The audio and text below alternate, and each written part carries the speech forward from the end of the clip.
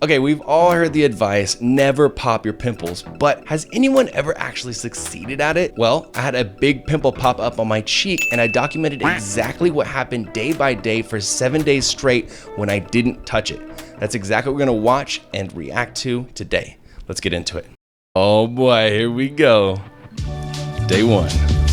So day one, ground zero. Looks like we have two whiteheads. One is a little bit more severe, the one that is a little bit yellow, so that's the one we're gonna be focusing on, but it looks like we have two buddies to focus on for this little experiment. Nice. Looking juicy. We have two. That's also really great. See what the difference is. On day two, depending on how big the zit or cyst is, it starts to form a scab. So I started having a little bit of a scab here. Now this is when you really gotta test yourself because you should not pick at it. If you do, it's gonna make it way worse. But wait for day three. That's when it's really, really tough not to touch it. This is the point where I always would fail. I always want to just scratch it off, just pull that little hard pimple off.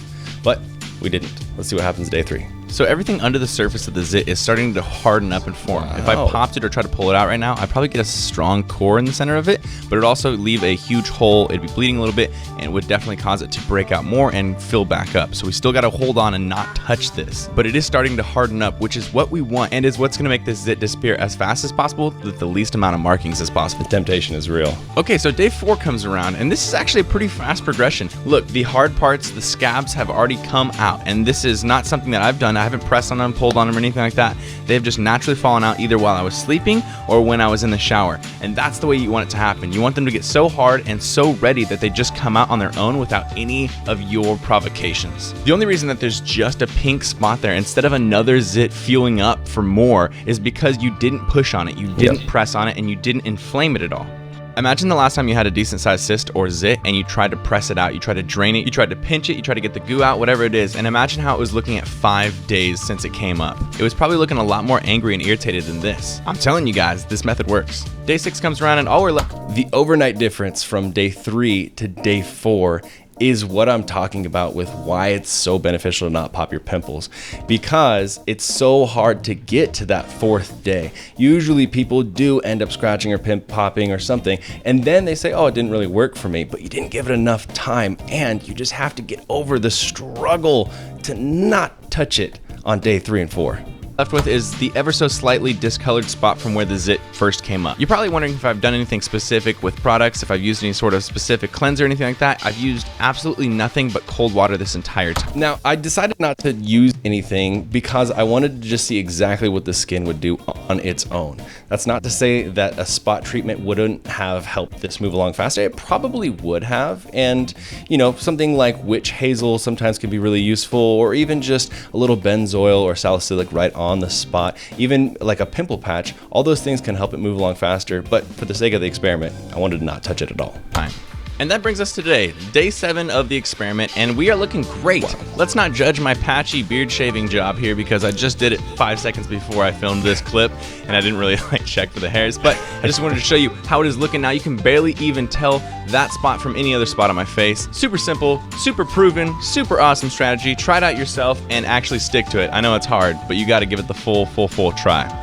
Okay, by day 7, it really is looking pretty good. A little discoloration, but if you look at my face, you can actually see other spots that are also discolored, so it doesn't look any different than any other part of my skin, which is really impressive. So let me get into what happened here a little bit more, but first, I want to mention if you are struggling with acne, you don't just have to do the no-touch method. There are things that can actually help you get rid of it much faster, and I wish I would have known all of these things. That's why I made my acne program, theacnemethod.com, to help people who are in the same situation as me have a simple but effective plan that can actually help get rid of the acne that you've been struggling with and you haven't been able to get rid of for a really long time.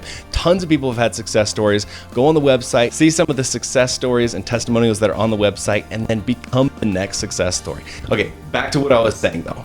So the number one question that I've gotten on this video is, does not popping your pimple cause a bigger scar or a bigger discoloration spot? And the answer is no. But usually people will respond with, I tried not touching my pimple and I ended up with a big scar or a discolored spot. And so this, I think, comes down to your genetic predisposition to scarring. So if you were to pop that pimple, you would probably have ended up with a bigger scar or discoloration spot. If you're somebody who's genetically predisposed to having scarring and discoloration, it's gonna happen either way, but not touching and not popping your pimple is definitely going to mitigate those side effects. It's gonna make it a lot less worse. And then the other most common comment that I get is people will say, for me, whenever I pop my pimples, they go away way faster.